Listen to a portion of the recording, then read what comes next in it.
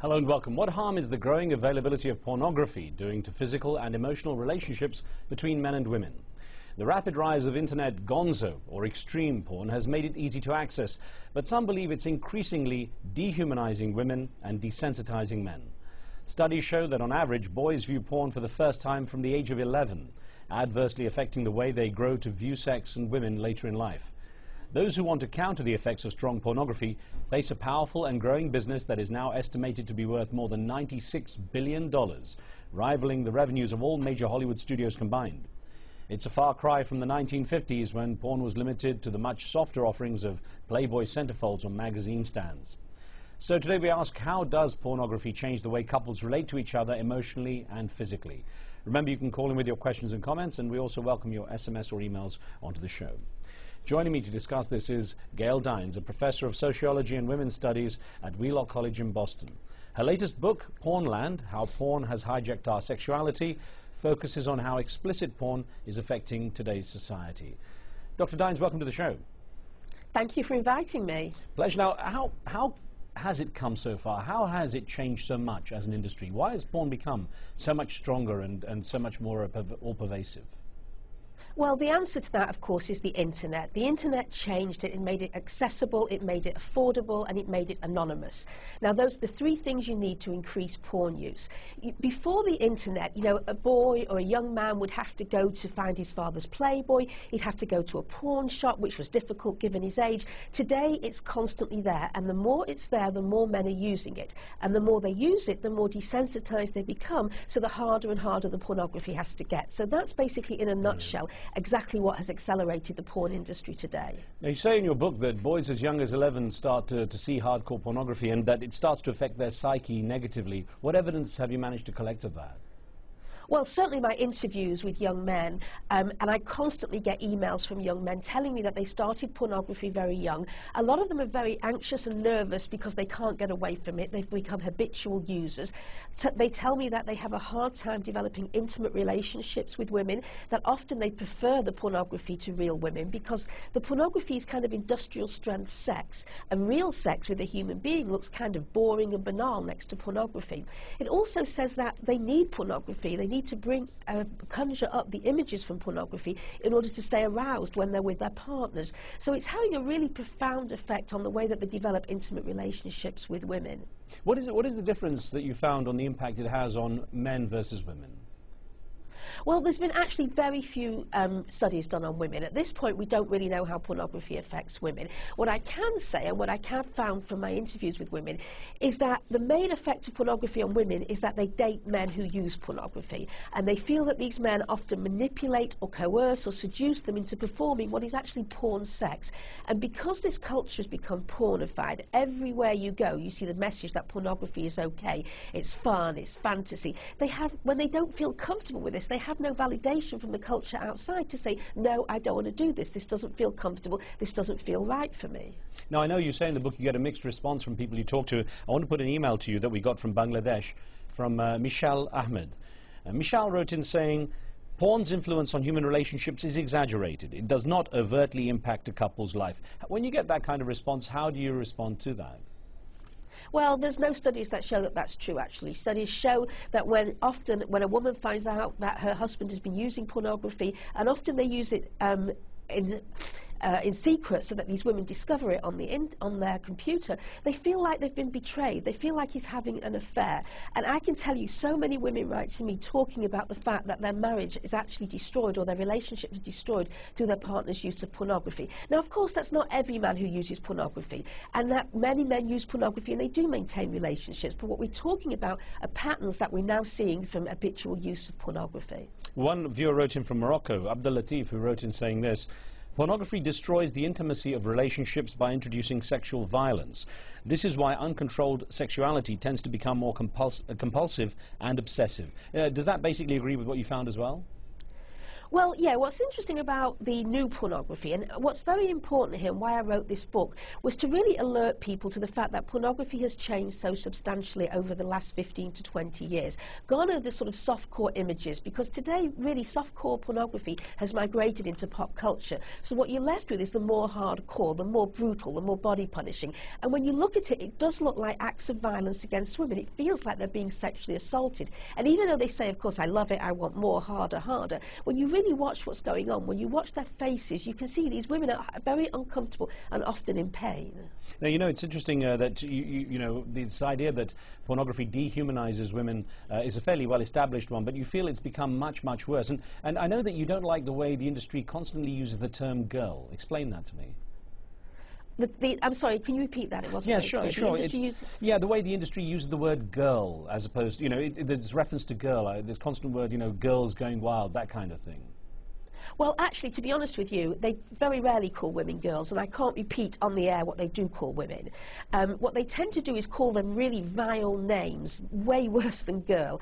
And what that does is it adds to the dehumanization, because what's very important when men looking at pornography is they do not relate to the woman as a human being, because that could really derail the pornography experience. Because if they look at her face, if they see what's really happening to her, you know, one woman, three men penetrating every orifice, calling her vile names, they could have some empathy towards her, and that empathy could really derail the porn experience. You know, an email that came in from Ghana from a viewer by the name of Muntaka Ghana says, why is porn considered to be solely degrading to women? There are two genders involved and no one is forced to watch or participate. Well, that's true. No one is forced to watch or participate, although we have to talk about a very sophisticated industry that's out marketing to young men. But I think the really important thing to realise about pornography is that you need never look at pornography to be influenced by it, because we live in, I say, as a porn culture. I mean, many of the women I interviewed never looked at pornography, but they are incredibly influenced by it because of their boyfriends and partners and husbands who are using pornography. And I think that porn dehumanises men as well. It reduces men also to their penis. It tells them they're not really human. It tells them they have no empathy, no morality, no sexual boundaries. So I would agree. I think it really debases men as well. Now, it's interesting. You're saying how it's become much worse and the desensitization has occurred. I had an interesting experience years ago when I was filming a documentary in Amsterdam, and one of the things, obviously, there is the huge the porn industry, or at least the sex industry is very big in Amsterdam. And I was walking past a shop in the red light area where we were going to film, which had everything exposed in the window. It was early one morning. We were just looking at the area, and everything was on display. It wasn't blacked out, it wasn't hidden in any way. And I noticed a woman walking a young child past this shop where everything was on display. And I asked the person working with us from Amsterdam, who lived there, a young man, I said, you know, don't parents get offended when they take their children past this kind of place?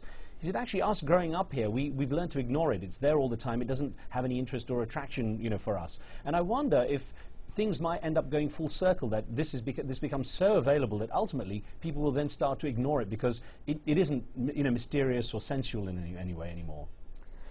Well, actually, I don't think the studies are showing that. The studies are showing it's getting much more, men are becoming much more habitual users. Some use the word addicted. Now, I used to be really suspicious of the sense that men got addicted, because I thought it was men not taking responsibility for their porn use. But in fact, when you speak to therapists, you're hearing increasingly that their offices are full of men who are indeed addicted. So I don't think this genie is going to go back in the bottle all by itself. I think we're going to have to do something as a society to decide that we want to deal with this onslaught of pornography. Okay, we've got a caller on the line from Norway. Hassan, thanks for joining us. What would you like to ask? My question is that I think the idea of pornography was fine in many parts of Western countries, and it's affecting their kids and their children. Now they have realized that this is a disease and this is a shame for them. So why did they take steps before? And that's an interesting point, Hassan. Dr. Dines, I guess the question that's coming from Hassan is, why has society in the West in particular, as he puts it, let things get so bad? Why hasn't anyone spoken out or tried to do something about this before? Well, I think the pornographers have done a stealth attack on our culture. I think that a lot of us were asleep at the wheel, that we didn't see what was happening. I mean, I only really realised what was going on through some of my students talking to me and telling me their experiences.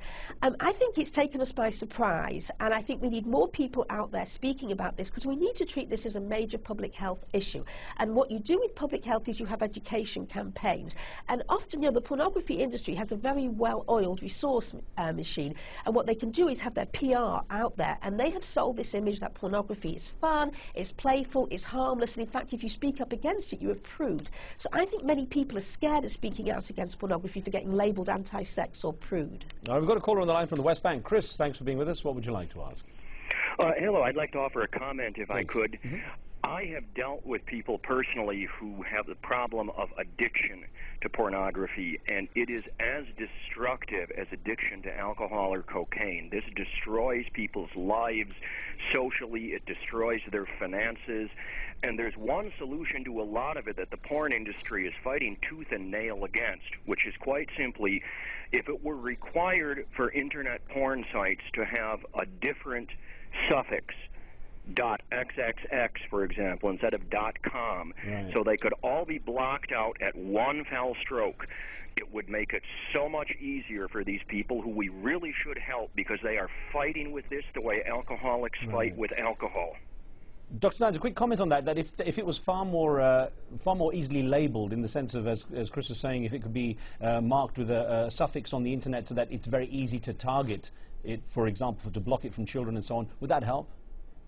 No, I don't think it would help. I think it would just be an easier place to get to. And I'll tell you the truth, the porn industry, like any other industry, does not want to be marginalised. They will absolutely fight this tooth and nail. All right, we're going to get back on that subject. We're going to take a very short break. When we return, how big business is making big money from the growing influence of pornography. We'll be right back.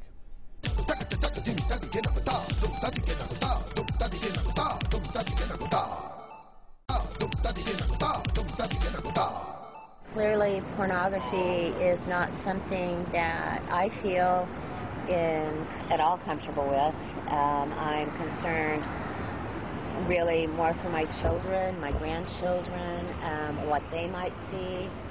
So it's something that I find very, very distasteful. Porn has affected me personally, I believe. Not too drastically.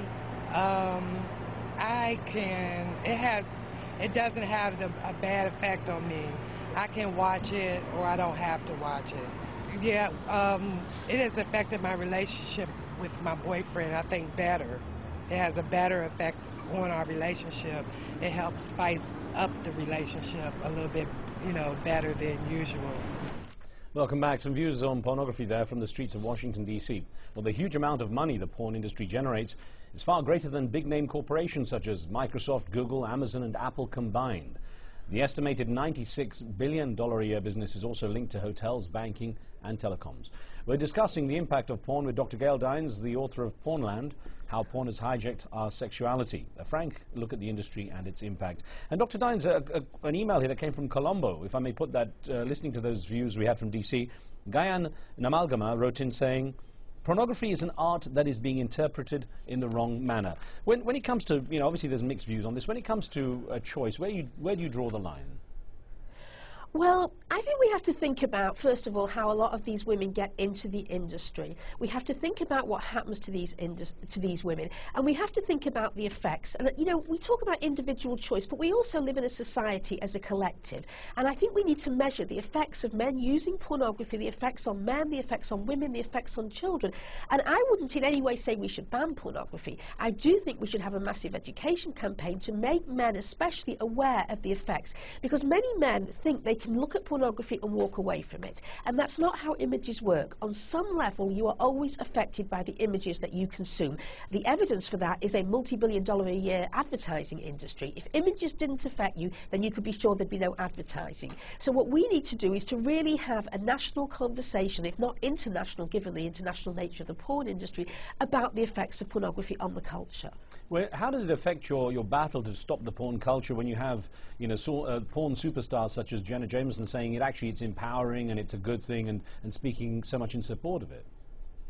Well, I think you bring up Jenna Jameson, who was really an important recruitment tool into the porn industry, because prior to Jenna Jameson, there was no such thing really as a porn star. But now, thanks to Jenna Jameson, you have certain women who are moving between pop culture and pornography and back again in a seamless fashion, and this is completely new. And I would say that many, working class girls looking at minimum wage jobs for the rest of their life would be attracted into pornography because they see the wealth that Jenna Jameson has, they see the fame that women like Sasha Grey have. In reality, for every one Jenna Jameson, every one Sasha Grey, there are thousands, if not hundreds of thousands of women who come into the porn industry, get spat out by the industry, and end up again on low-wage work. William's on the line from Egypt. William, go ahead, please. Oh, good evening, Rose. Hi. Personally, I feel that pornography is a good thing. People should be free to express themselves. I do